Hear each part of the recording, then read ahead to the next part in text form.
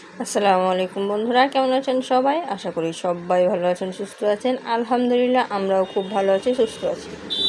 সোনালী রান্নাঘর and blog চ্যানেলে আপনাদের প্রত্যেকে স্বাগত জানাই।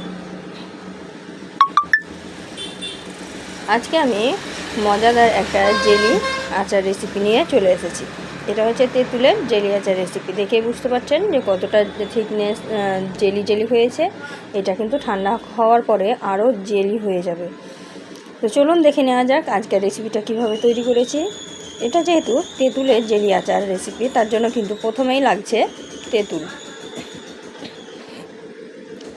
প্রথমে আমি তেঁতুল গোটা কয়েকটা তেঁতুল আমি নিয়ে নিয়েছি একটা পাত্রের মধ্যে।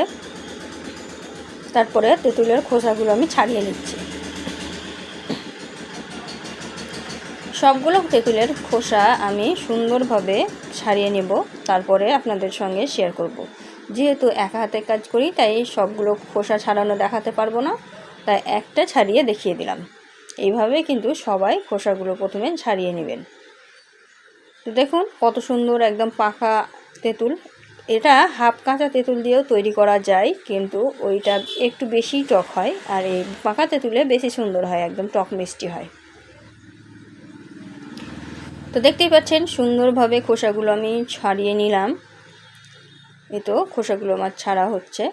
একটা তেঁতুলের খোসা আমি ছাড়িয়ে দেখিয়ে দিলাম। একই প্রসেসে সবগুলো তেঁতুলের খোসা আমার ছাড়ানো কমপ্লিট হয়ে গেছে। এখন আমি যেসব উপকরণগুলো নিয়েছি সেটা হচ্ছে, এখানে 2 চামচ নিয়েছি কর্নফ্লাওয়ার, নিয়েছি 1 বাটি চিনিটা আমি 2 বাটি ব্যবহার করব। এখন আমি 1 বাটি নিয়েছি, আর পরে আমি 1 বাটি অ্যাড করেছি। তো টোটাল 2 বাটি চিনি আমার এখানে অ্যাড করা হয়েছে। তো প্রথমে আমি চিনিটা দিয়ে দিলাম কড়াইয়ে চিনিটা দিয়ে ভালোভাবে নাড়াচাড়া করে মিক্সড করে একটু গলিয়ে নেব।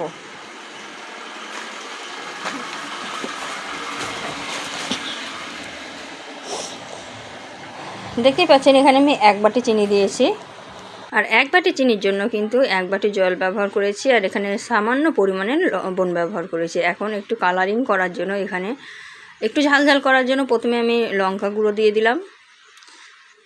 লঙ্কা গুঁড়ো দেওয়ার পরে কিন্তু আমি এখানে অ্যাড করব একটু কালারটা অ্যাড করলে দেখতে বেশি সুন্দর হয়।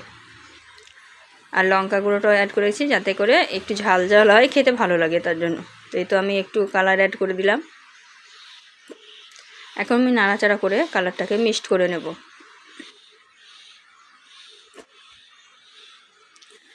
দেখতেই পেলেন কালারটা আমি নাড়াচাড়া করে সুন্দর করে মিক্সড করে নিলাম। কালার মিক্সড করা হয়ে গেল।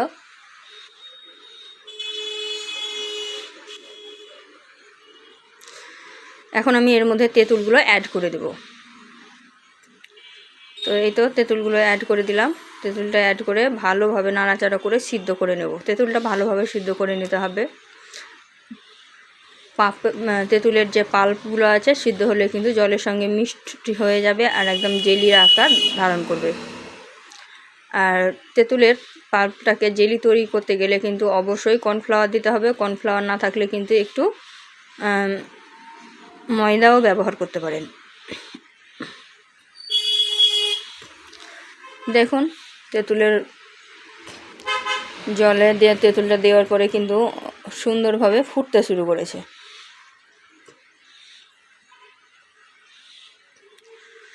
সুন্দরভাবে ফুটতে শুরু করেছে, দেখুন কত সুন্দর।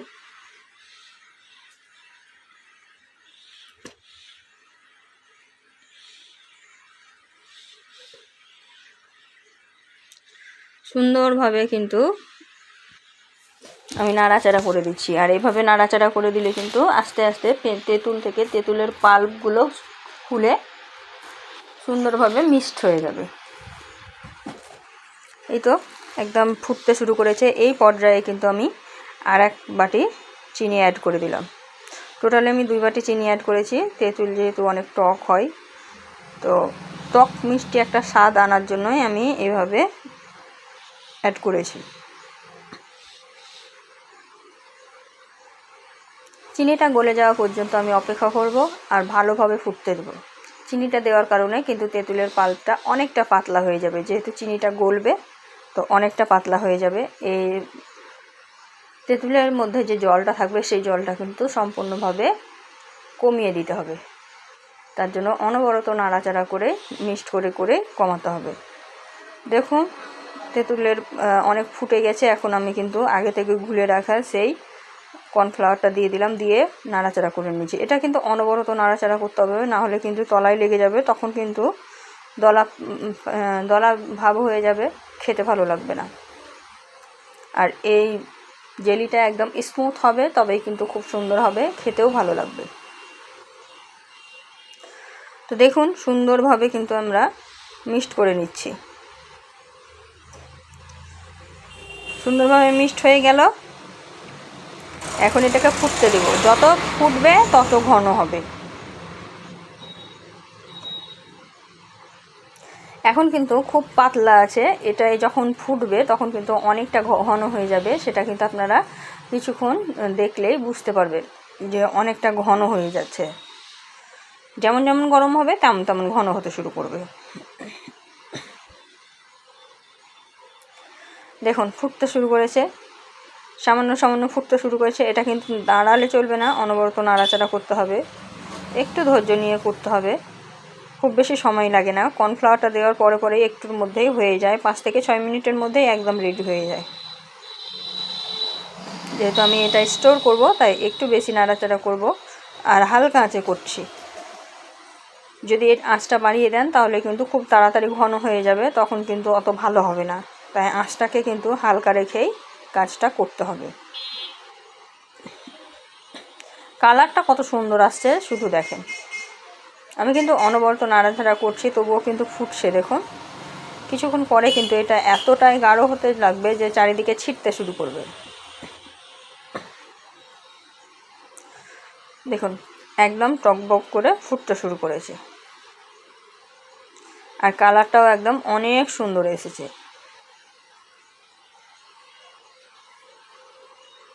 এভাবেই নাড়াচাড়া করতে করতে কিন্তু এক পর্যায়ে একদম গাঢ় হয়ে যাবে, তখন বুঝে নিতে হবে যে আমাদের আচারটা কমপ্লিট হয়ে গেছে। তো আমি থিকনেসটা চেক করছি একবার করে উঠিয়ে উঠিয়ে যে কতটা গাঢ় হয়েছে, কারণ এটাকে আমাদের মিডিয়াম গাঢ় করতে হবে। ঠান্ডা হওয়ার পরে কিন্তু অনেকটা গাঢ় হয়ে যাবে। দেখুন কত সুন্দর কালার হয়েছে আর কতটা গাঢ় হয়ে গেল নাড়াচাড়া করতে করতেই। এই দেখুন আমি কিন্তু আপনাদেরকে মাঝে মধ্যে উঠিয়ে দেখাচ্ছি যে কতটা গাঢ় হলে এটা নামানো যায়। এটা দেখেই নিশ্চয়ই বুঝতে পারছেন যে কতটা গাঢ় হয়েছে।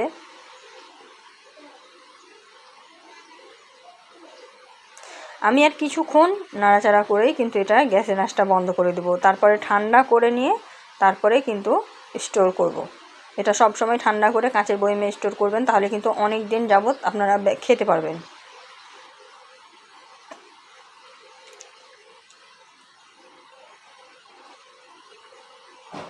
দেখুন কত সুন্দর গাঢ় হয়ে গেল। কালারটা তো আমাকে অসাধারণ লাগছিল দেখতে, কালারটা দেখেই মনে হচ্ছিল প্রাণটা জুড়িয়ে যায়, এত সুন্দর কালার। আর এর স্বাদ কিন্তু কোনো চাটনির সঙ্গেই তুলনা করা যাবে না, কারণ এটা একদম সবার থেকে আলাদা এর স্বাদ।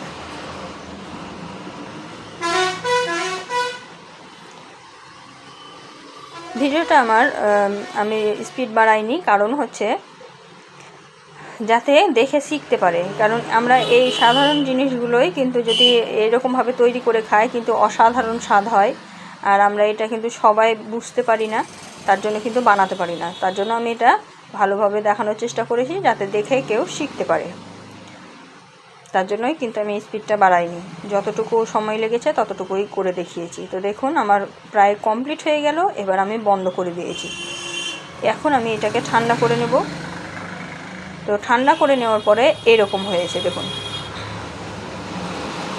কত সুন্দর জেলিটা। দেখুন একদম যাকেই দিবেন চেটে পুটে খাবে, এক বাটিতে মন ভরবে না, আর এক বাটি খেতে চাইবে, এতটা টেস্টি হয়েছে। এখন আমি একটা বাটিতে পরিবেশন করছি।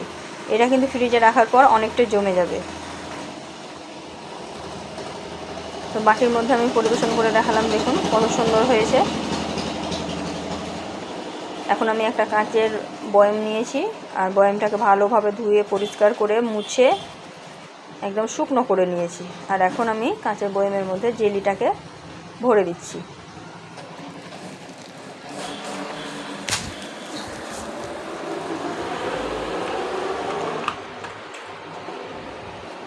তো কাঁচের বয়ামের মধ্যে স্টোর করা হয়ে গেল আমার, দেখুন। এভাবে কিন্তু আপনারাও স্টোর করে রেখে দিতে পারেন।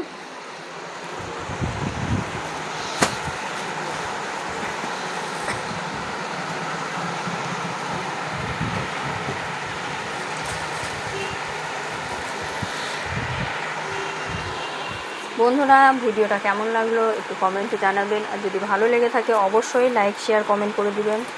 আর কী ধরনের ভিডিও আমার কাছ থেকে দেখতে চান সেটাও কিন্তু কমেন্টে জানাতে ভুলবেন না। তো আজকের তেঁতুলের রেসিপিটা কিন্তু আমার এই পর্যন্ত। দেখা হবে এই ধরনেরই আরও নিত্য নতুন রেসিপি নিয়ে পরবর্তী ভিডিওতে। তো আপনাদের কাছে একটাই অনুরোধ, যদি ভালো লেগে থাকে অবশ্যই লাইক দিয়ে দিবেন। আপনাদের একটা লাইক আমাদের মোটিভেট করে নিত্য নতুন রেসিপি তৈরি করার আগ্রহ বাড়িয়ে দেয়। আর ভালো লাগলে একটা শেয়ার করে দিবেন, তাহলে কিন্তু আরও অন্যের একটু সুবিধা হবে দেখতে, বা তার উপকারে আসতে পারে। সবাই ভালো থাকবেন, সুস্থ থাকবেন। আচারের লাস্ট ফিনিশিং তো দেখে নিলেন।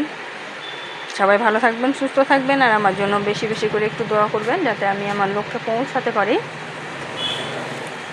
খোদা হাফিজ।